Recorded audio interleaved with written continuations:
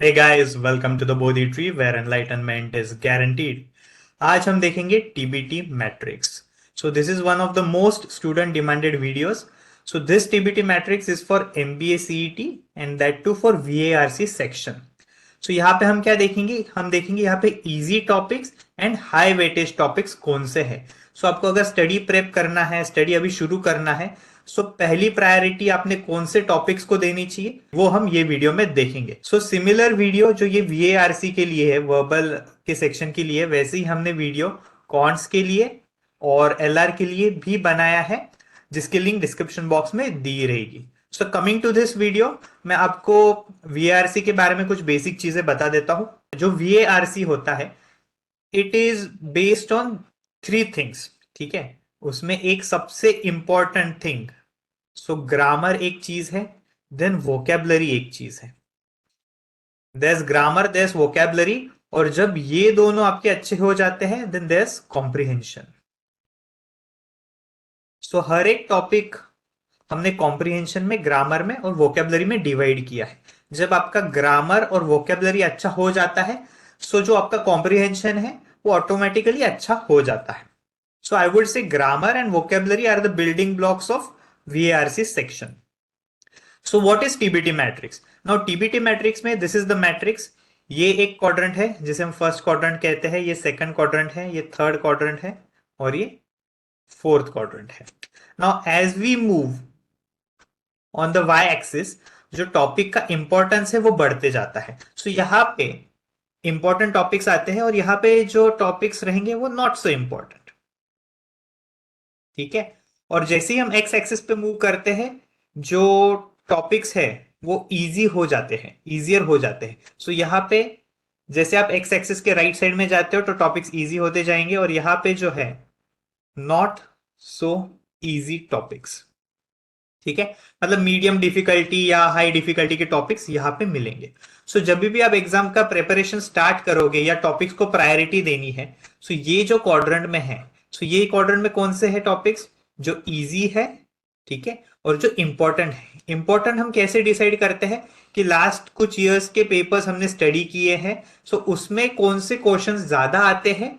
सो जो क्वेश्चंस ज्यादा आते हैं वो ज्यादा इंपॉर्टेंट है. सो ऐसे हमने टॉपिक्स आइडेंटिफाई किए जो इंपॉर्टेंट भी है और जो इजी भी है, सो वो फर्स्ट क्वाड्रेंट में आते हैं.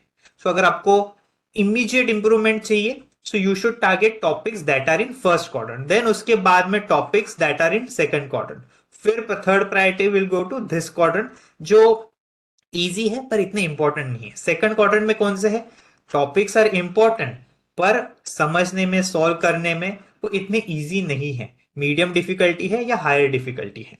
Now coming to the fourth quadrant, ये आप ऑप्शन में छोड़ सकते हो. ठीक है, इसमें not so easy, not so important, मतलब ऑप्शन में कब छोड़ना है, जब आपके पास टाइम नहीं है पढ़ने का तब ऑप्शन में छोड़ो. अगर आपके पास टाइम है तो वी सजेस्ट कि आप वो टॉपिक्स कर लो. हर एक टॉपिक आपको करना है अगर आपके पास काफी समय है. But if you lack time, if you have shorter amount of time, so priority 1 ये क्वाड्रेंट वाले पहले, देन 2 वाले सेकंड, देन थर्ड वाले करो.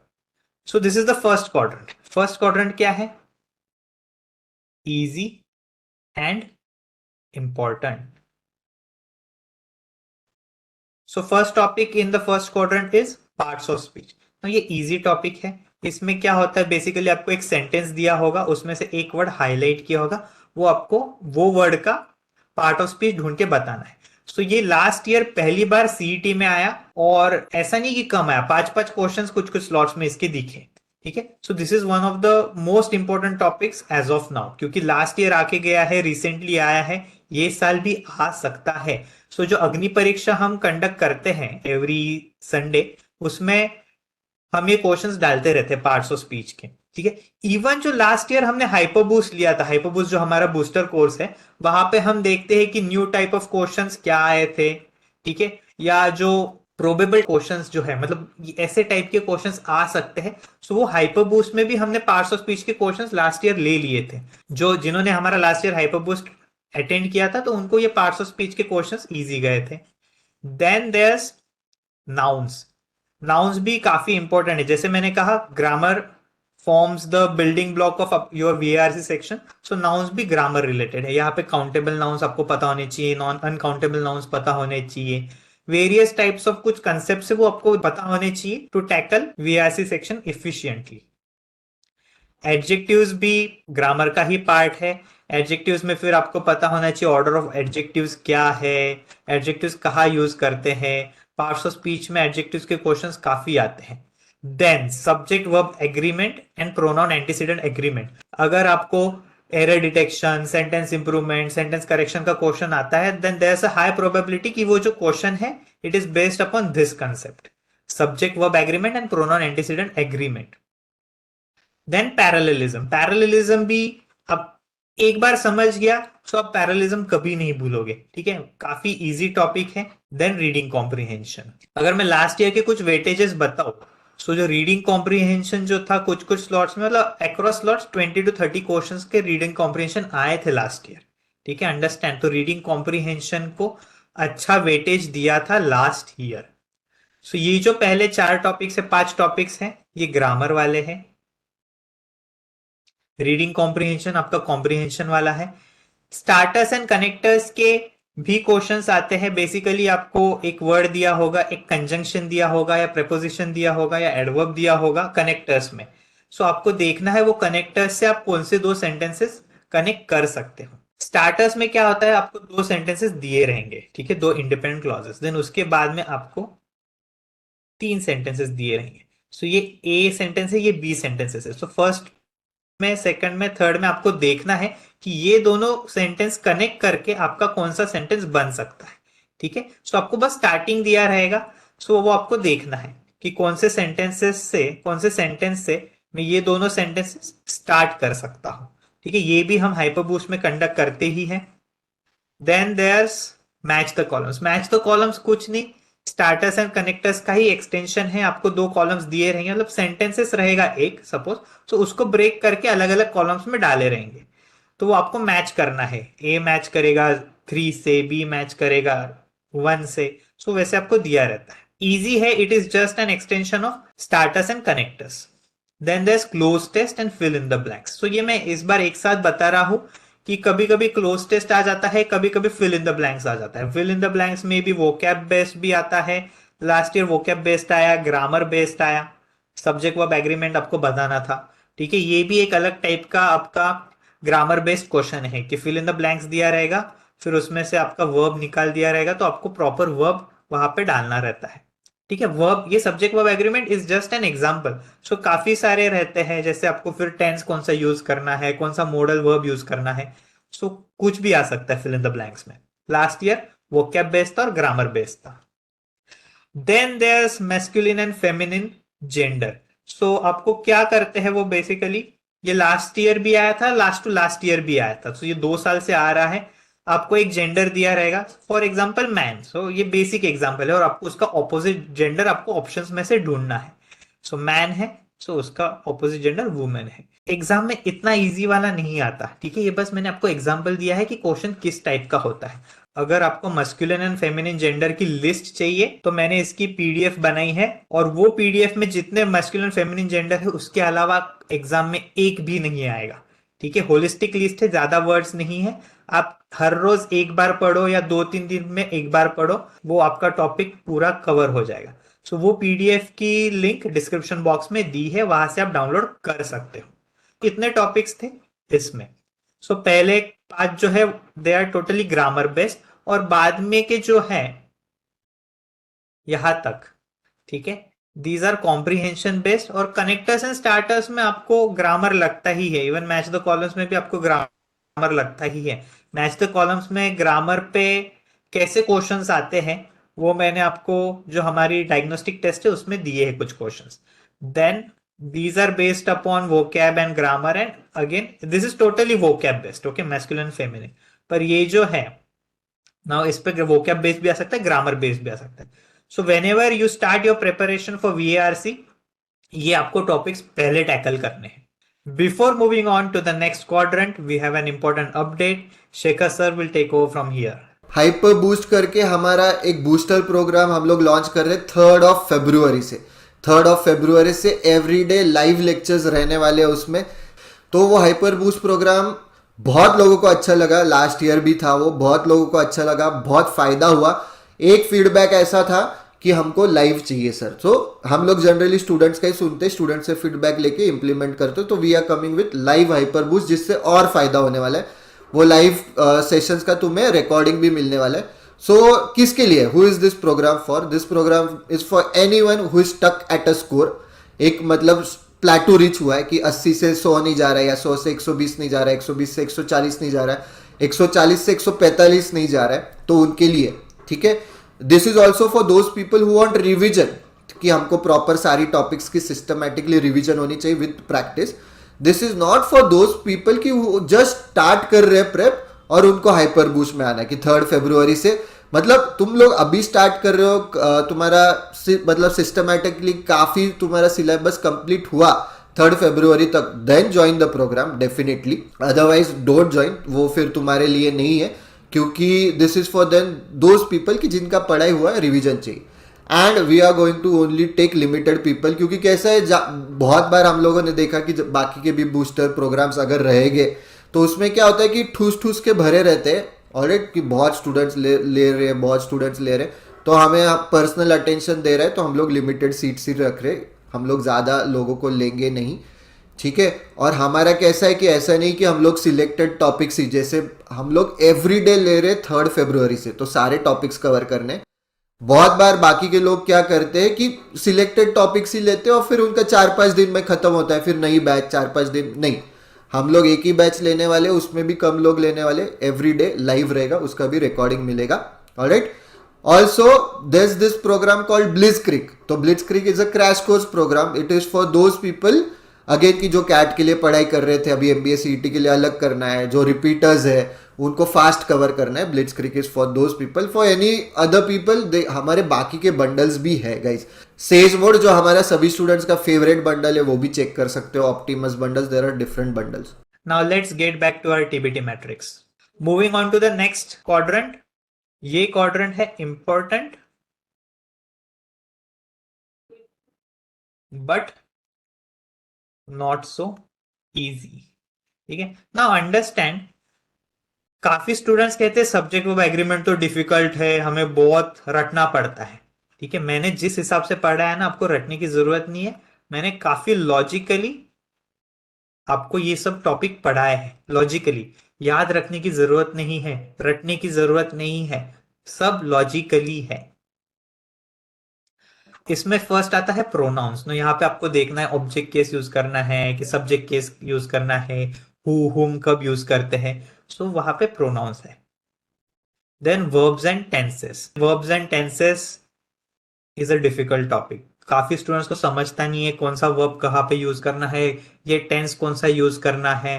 ठीक है, अगर एक बार आपको ये कंसेप्ट समझ में आ गए, लॉजिकली पढ़ो, ठीक है, रटो मत। वीआरसी काफी स्टूडेंट ट्राई करते हैं कि जो ग्रामर के कंसेप्ट हैं वो रटने की कोशिश करते हैं, नहीं, हमें उसका लॉजिक ढूंढना होता है। ठीक है, लॉजिकली मैंने बताया कि कैसे याद रखो लॉजिकली, ठीक है, तो वो उससे आप कभी नहीं भूलते। सो वर्ब्स एंड टेंसेस हो गया। आर्टिकल्स इज एन एक्सेप्शन, कि कुछ कंसेप्ट्स रटना ही पड़ेगा आपको। जैसे उसमें कंसेप्ट है कि कौन से प्रॉपर नाउन्स के पहले हमें डेफिनेट आर्टिकल यूज करना पड़ता है। ठीक है, जनरली हम डेफिनेट आर्टिकल है द, वो प्रॉपर नाउन के पहले यूज नहीं करते, but there is an exception to that rule. तो क्या एक्सेप्शन है वो मैंने बताया, पर वो भी मैंने लॉजिकली बताया। ठीक है, क्या थॉट प्रोसेस होती है उसके पीछे कि हमें कौन से प्रॉपर नाउन्स के पहले आर्टिकल यूज करना पड़ता है, सब लॉजिकली बताया। Then prepositions. प्रेपोजिशंस में कुछ कुछ लॉजिकल है, पर जो फिक्स प्रेपोजिशन है वो आपको रटना ही पड़ेगा। ठीक है, फिक्स प्रेपोजिशन रटो। पैराजम्बल्स कुछ कुछ लोगों को डिफिकल्ट जाता है, पर मैं कहूंगा जो मैंने आपको थंब रूल्स दिए हैं कि what you have to check, क्या स्ट्रेटेजी यूज करनी चाहिए पैराजम्बल्स की, तो आपको पैराजम्बल्स काफी इजी जाएगा। इवन मैं पैराजम्बल्स अगर मैं लेता हूँ क्लास में, सो मैं एसबीआई पीओ लेवल लेता हूँ, कैट लेवल लेता हूँ, जैट लेवल में पैराजम्बल्स लेता हूँ, और मेरे स्टूडेंट्स को आ जाते हैं। सो वो भी उसके पीछे एक कंसेप्ट है, उसके पीछे भी एक थॉट प्रोसेस है, उसके पीछे भी आपको माइंड को कंडीशन करना पड़ता है कि पैराजम्बल्स कैसे सॉल्व करने हैं। और सेंटेंसेस क्या है, पैराजम्बल का ही एक्सटेंशन है। वहां पे जैसे पैराजम्बल्स में आपको सेंटेंसेस दिए रहते A B C D E, 5 sentences को आपको अरेंज करना होता है।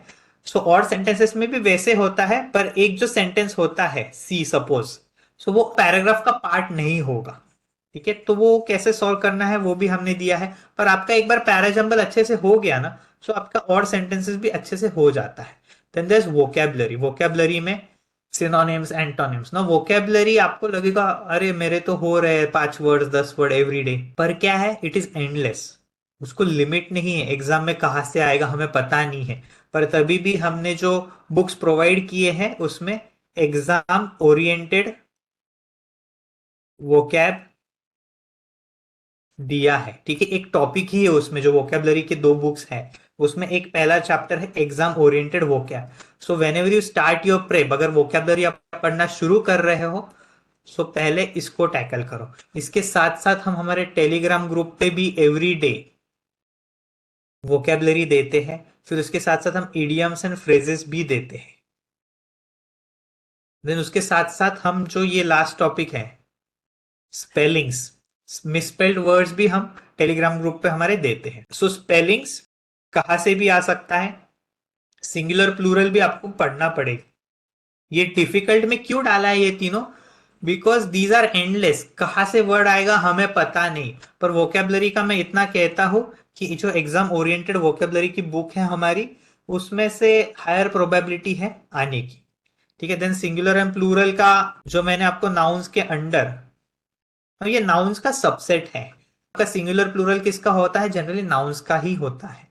सो ये नाउन्स में मैंने आपको बताया है कि किस सफिक्स से आपको समझेगा कि क्या आपको उसका प्लूरल कैसे होगा। जैसे आई एक्स में एंड होने वाले हैं, जैसे फॉर एग्जाम्पल मैंने आपको एक कंसेप्ट पढ़ाया है नाउन्स में कि सपोज हम मैट्रिक्स ही लेते हैं। मैट्रिक्स का प्लूरल क्या है, आई एक्स में एंड होने वाले जब वो प्लूरल होते हैं, सो आई एक्स को हम ICES से रिप्लेस करते हैं। Matrix, matrices. एक और एग्जांपल है, फॉर एग्जांपल कैक्टस है। ठीक है, यूएस में एंड होने वालों को क्या करते हैं हम जनरली, यूएस को हम आई से रिप्लेस करते हैं, तो उसका प्लूरल हो जाता है cacti. Cactus is singular, plural is cacti. So ये हमने कुछ कंसेप्ट लिए हैं नाउन्स के under which will help you be efficient in singular and plural. ठीक है, आपको मतलब क्या होता है, ये क्वेश्चन में सिंगुलर वर्ड दिया रहता है, फिर ऑप्शंस में दिया रहेगा उसके अलग अलग टाइप के plurals, find the plural of this singular word, ऐसा दिया रहेगा। सो ये हो गया आपका सेकंड क्वाड्रेंट। और याद रखो, आप हमारा टेलीग्राम ग्रुप ज्वाइन करते हो तो आपको पैराजंबल्स के क्वेश्चंस आएंगे और सेंटेंसेस के क्वेश्चंस आ सकते हैं। देन कभी कभी रीडिंग कॉम्प्रिहेंशन भी आता है। हम मतलब एक वोकैब शीट देते हैं, वोकैब शीट में आपको वोकैबलरी हो जाता है आपका क्लियर। देन उसमें स्पेलिंग्स भी आता है एंड इडियम्स एंड फ्रेजेस भी आता है। ठीक है, और एक अलग से हमारा VARC बेस्ड शीट होता है जहां पे हम क्लोज टेस्ट लेते हैं आपकी, देन पैराजंबल्स पे क्वेश्चंस होते हैं, RC पे क्वेश्चंस होते हैं। एवरीडे हम हमारे टेलीग्राम ग्रुप पे ये क्वेश्चंस डालते हैं। अपार्ट फ्रॉम दैट, अगर सिर्फ VARC की बात छोड़ू तो फिर हम कॉन्स पे, DI पे, LR पे, पजल्स आते हैं एवरीडे, उस पे भी हम क्वेश्चंस लेते हैं। जो टेलीग्राम ग्रुप है हमारा, उसकी लिंक डिस्क्रिप्शन बॉक्स में भी होगी और स्क्रीन पे भी आपको उसका QR कोड आया होगा। Then this is the third quadrant. Third quadrant क्या है, easy topics but not so important. So इसमें कौन से आते हैं, कंजंक्शंस आते हैं। ठीक है, कंजंक्शंस आ गया, एक्टिव एंड पैसिव वॉइस हो गया। Active and passive voice CET में नहीं पूछते जनरली, बहुत मैं तो बोलूंगा ना के बराबर पूछा है, पर वो इजी है। एक बार आपको लॉजिक समझ गया तो आपका एक्टिव एंड पैसिव वॉइस जिंदगी भर के लिए सॉल्व हो जाता है। तो मैं कहूंगा कि बस लॉजिक देख लो आप। ठीक है, कंजंक्शंस भी आप पढ़ लो। कंजंक्शंस कैसा है, ग्रामर का पार्ट है। सो जो जो जनरली ग्रामर का पार्ट है ना वो आप पढ़ लो।